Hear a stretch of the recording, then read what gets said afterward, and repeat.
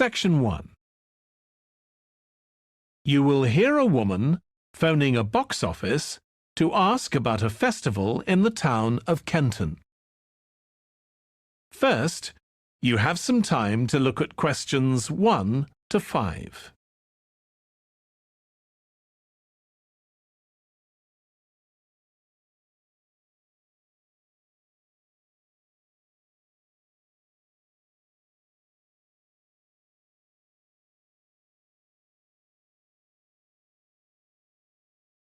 Now we shall begin. You should answer the questions as you listen, because you will not hear the recording a second time. Listen carefully and answer questions 1 to 5. Good morning, Kenton Festival box office. How can I help you? Oh, good morning. I'm coming to Kenton for a few days' holiday next month, and a friend told me there's a festival. She gave me this number to find out about it. That's right. The festival begins on the 16th of May and goes on till the 19th. Oh, that's great. I'll be there from the 15th till the 19th. So, could you tell me the programme, please? Well, on the first day, there's the opening ceremony in the town centre. People start gathering around 2 o'clock to get a good place to see from, and the events will start at 2:45 and finish about 5:30. OK, thanks. I'll make sure I get there early to get a good spot. The festival will be officially opened by the mayor. He'll just speak for a few minutes, welcoming everyone to the festival. All the town councillors will be there, and, of course, lots of other people. Right. Then there'll be a performance by a band. Most years we have a children's choir, but this year the local army cadets offered to perform, and they're very good. Uh-huh. After that, a community group from the town will perform a play they've written themselves, just a short one. It's about Helen Tungate. I don't know if you've heard of her. I certainly have. She was a scientist years ago. That's right. She was born in Kenton exactly 100 years ago, so we're celebrating her centenary. I'm a biologist, so I've always been interested in her. I didn't realise she came from Kenton. Yes. Well, all that will take place in the afternoon, and later, as the sun sets, there'll be a firework display. You should go to the park to watch, as you'll get the best view from there. And the display takes place on the opposite side of the river. It's always one of the most popular events in the festival. Sounds great. Before you hear the rest of the conversation, you have some time to look at questions 6 to 10.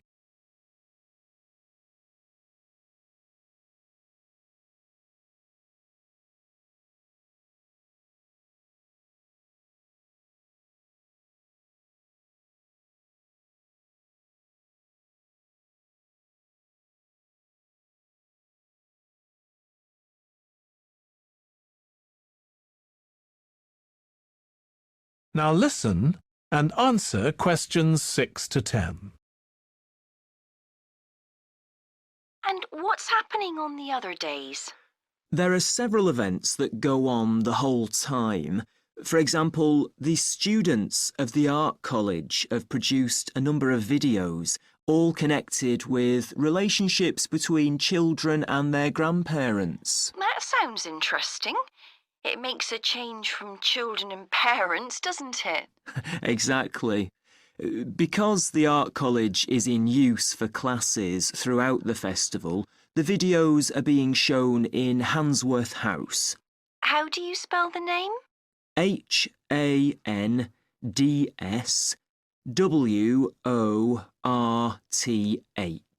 Handsworth House. It's close to the town hall. Right. Now, let me see, what else can I tell you about? Are there any displays of ballet dancing? I'm particularly interested in that, as I do it as a hobby. There isn't any ballet, I'm afraid, but there'll be a demonstration of traditional dances from all round the country. Well, that'd be nice. Where's that being held? It's in the market in the town centre, the outdoor one, not the covered market. And it's on at 2 and 5 every afternoon of the festival, apart from the first day. Lovely. I'm interested in all kinds of dancing, so I'm sure I'll enjoy that. I'm sure you will. And I'd really like to go to some concerts, if there are any. Yes, there are several. 3 performed by professionals and 1 by local children. And where is it being held? It's in the library, which is in Park Street, on the 18th at 6:30 in the evening. I presume I'll need tickets for that. Yes, you can book online, or you can buy them when you arrive in Kenton, either at the festival box office or from any shops displaying our logo in the windows. Well, I think that'll keep me busy for the whole of my stay in Kenton. Thank you so much for all your help. You're welcome. I hope you enjoy your stay. Thank you. Goodbye. That is the end of section 1. You now have half a minute to check your answers.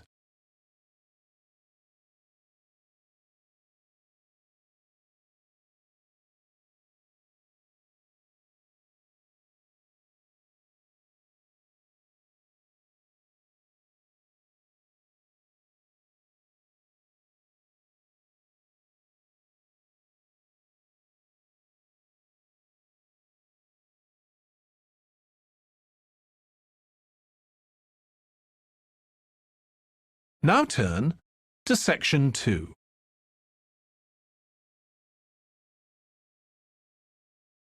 Section 2. You will hear a man talking to a group of people about a tour of theatres in the city of Munich in Germany that he has arranged for them. First, you have some time to look at questions 11 to 15.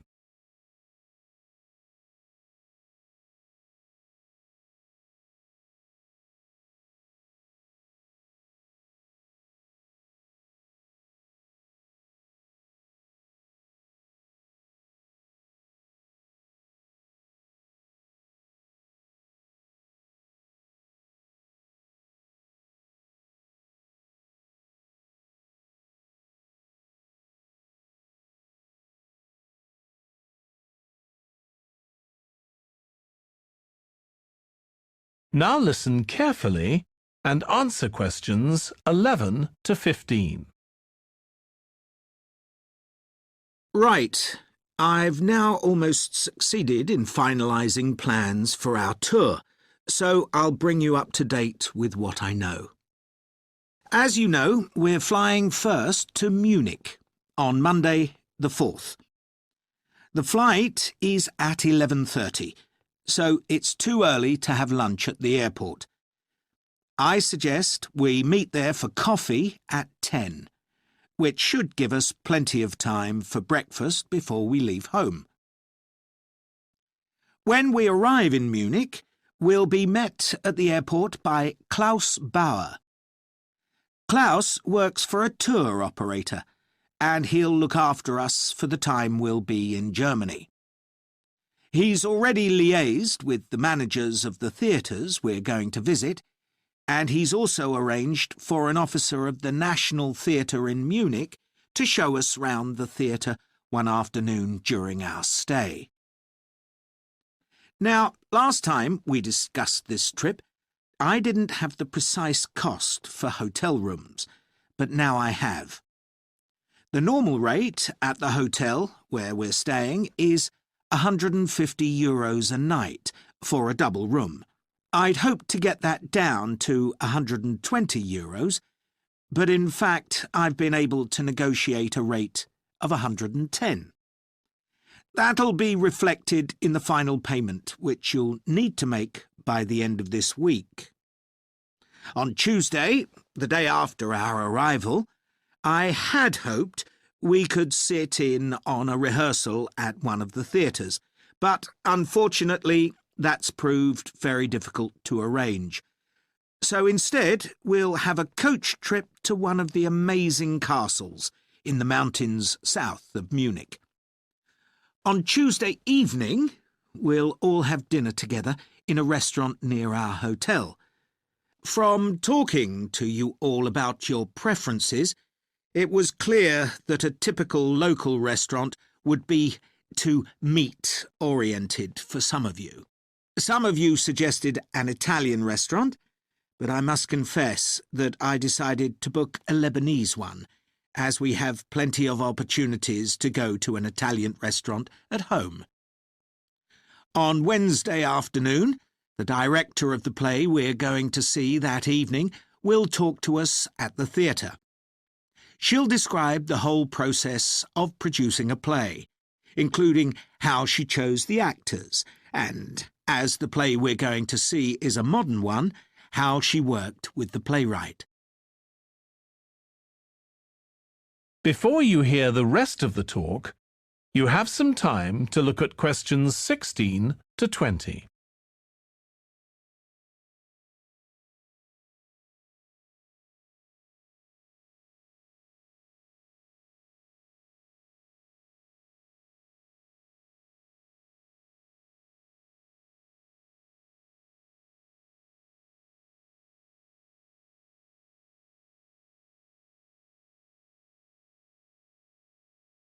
Now listen and answer questions 16 to 20. Right. Now I'd just like to make a few points about the plays we're going to see, partly because it might influence your choice of clothes to take with you. The play we're seeing on Wednesday evening is a modern one, and we're going to the premiere, so it'll be quite a dressy occasion, though of course you don't have to dress formally. I gather it's rather a multimedia production, with amazing lighting effects and a soundtrack of electronic music, though unfortunately the playwright is ill and is unlikely to be able to attend. On Thursday, we're seeing a play that was first performed last year, when it was commissioned to mark 100 years since the birth in the town of a well-known scientist. We're going to see a revival of that production, which aroused a lot of interest. Friday's play will really make you think hard about what clothes to pack, as it'll be in the garden of a palace. It's a beautiful setting, but I'd better warn you, there won't be much protection from the wind. On Saturday, we're going by coach to a theatre in another town, not far from Munich. This will be the opening of a drama festival, and the mayor and all the other dignitaries of the town will be attending. After the performance, the mayor is hosting a reception for all the audience, and there'll be a band playing traditional music of the region. And after having a day off on Sunday, our final play is on Monday, and it's in the stunning setting of the old town hall, which dates back to the 14th century. The performance marks the 50 years that the lead actor has been on stage, and the play is the one where he made his first professional appearance all those years ago. And the day after that, we'll be flying back home. Now, have you got any questions before I move? That is the end of section 2. You now have half a minute to check your answers.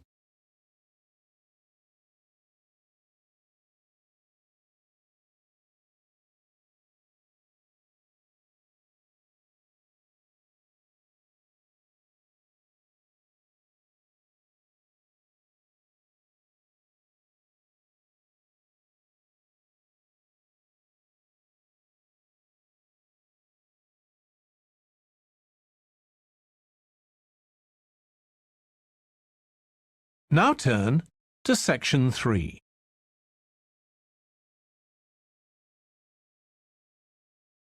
Section 3. You will hear James, who is in the Scandinavian Studies department at his university, talking to his tutor, Beth. First, you have some time to look at questions 21 to 25.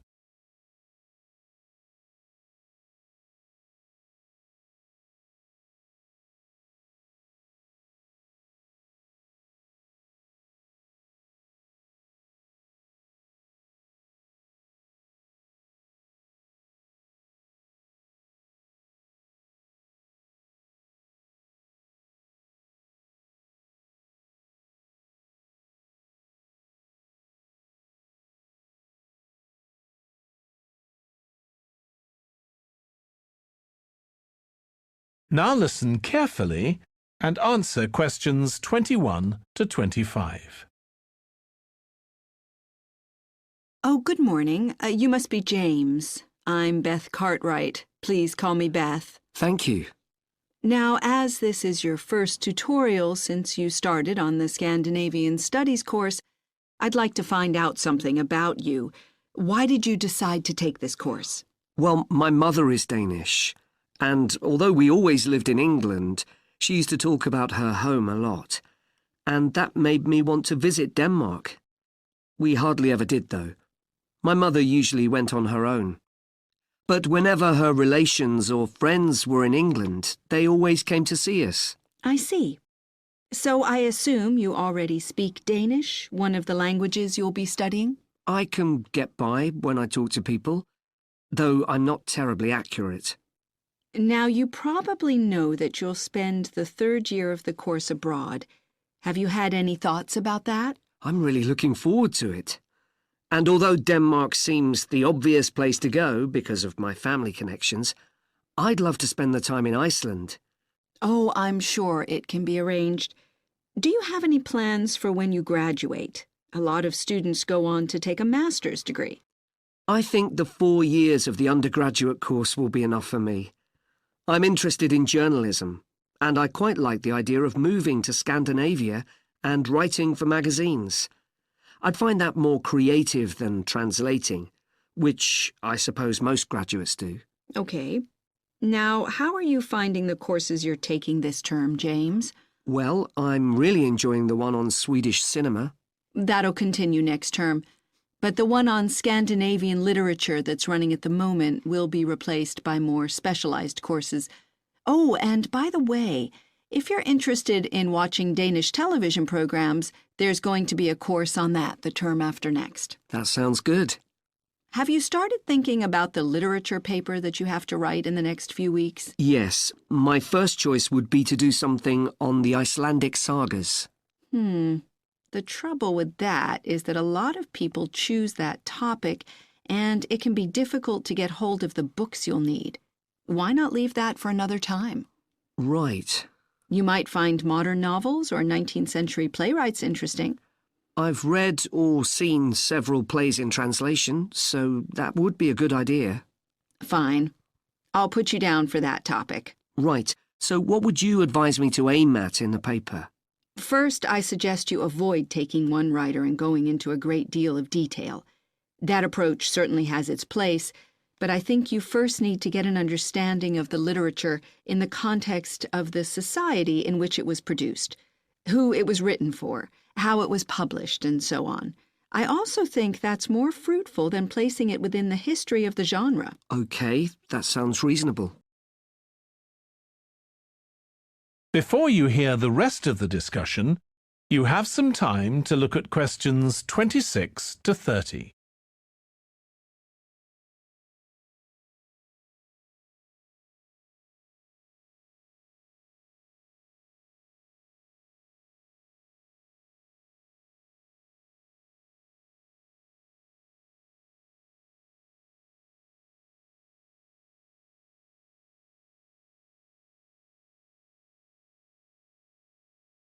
Now listen and answer questions 26 to 30. Could I ask for some advice about writing the paper I'm working on about the Vikings? I have to do that this week, and I'm a bit stuck. Of course. Have you decided yet what to write about? No, I haven't. There's so much that seems interesting. Viking settlement in other countries, trade, mythology. Well, what I suggest is that you read an assignment a student wrote last year, which is kept in the library. It's short and well-focused, and I'm sure you'll find it helpful. I'll give you the details in a moment. Textbooks usually cover so many topics, it can be very difficult to choose just one. OK. I've got a DVD of the film about the Vikings that came out earlier this year. Should I watch that again? If it's the one I am thinking of, I'd ignore it. It's more fantasy than reality. But I've got a recording of a documentary that you should watch. It makes some interesting and provocative points, which I think will help you to focus your topic. Right. So then, should I work out an outline? Yes, just headings for different sections at this stage. And then you should start looking for suitable articles and books to draw on, and take notes which you organize according to those headings. I see. Then put short phrases and sentences as bullet points under each heading. Make sure that this skeleton makes sense and flows properly before writing up the paper in full. OK.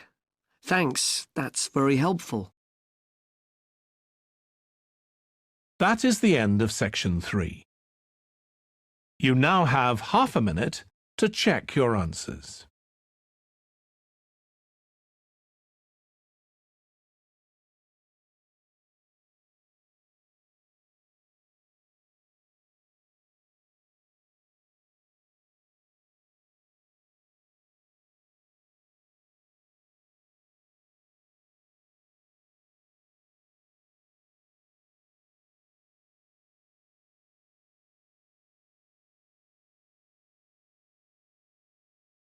Now turn to section 4.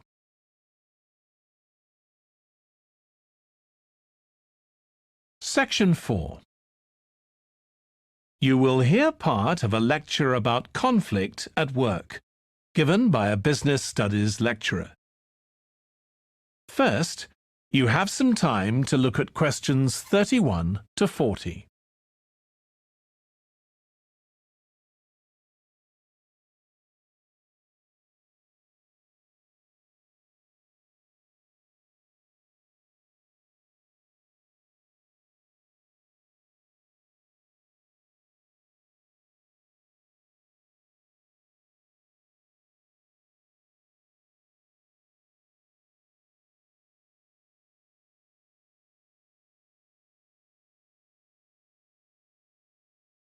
Now listen carefully and answer questions 31 to 40. Over the years, attitudes towards workers have changed considerably. After all, there was a time when workers had no rights at all and laboured in appalling conditions. Conditions have improved a lot, but conflict in the workplace is still common. And human resources managers nowadays need to be able to deal with it when necessary. What is conflict in the workplace? Definitions vary, but I'm taking it to refer to a whole range of behaviours that the victim finds unacceptable, from minor, harmless arguments to, at the opposite extreme, physical violence. Much of this is covered by the term bullying, by which I mean one or more people behaving abusively or aggressively against another who is in a weaker position. Although all behaviour like this is a form of conflict, not all conflict can be described in these terms. As with all human behaviour, there are numerous reasons for it, but often it's caused by someone who feels the need to show their superiority over someone else, in order to feel that they aren't at the lowest level in a hierarchy or a group of people. In some cases, one person simply dislikes the other, on the basis that the personality of one is in some way incompatible with that of the other person. A general habit of optimism in one person could make them intolerant of a colleague who's constantly pessimistic. Not that that justifies treating them badly, of course. Some conflicts arise when people are more interested in promoting themselves and their team than in the company as a whole.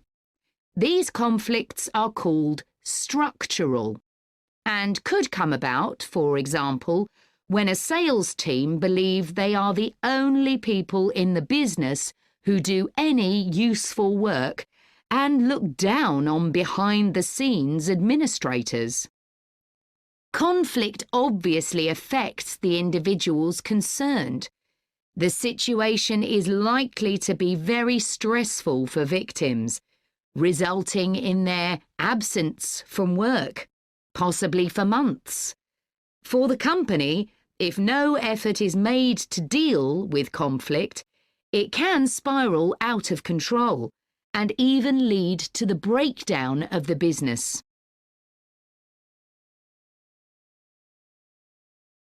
Some interesting work with chief executives, CEOs, has uncovered some of the reasons why they may treat colleagues badly.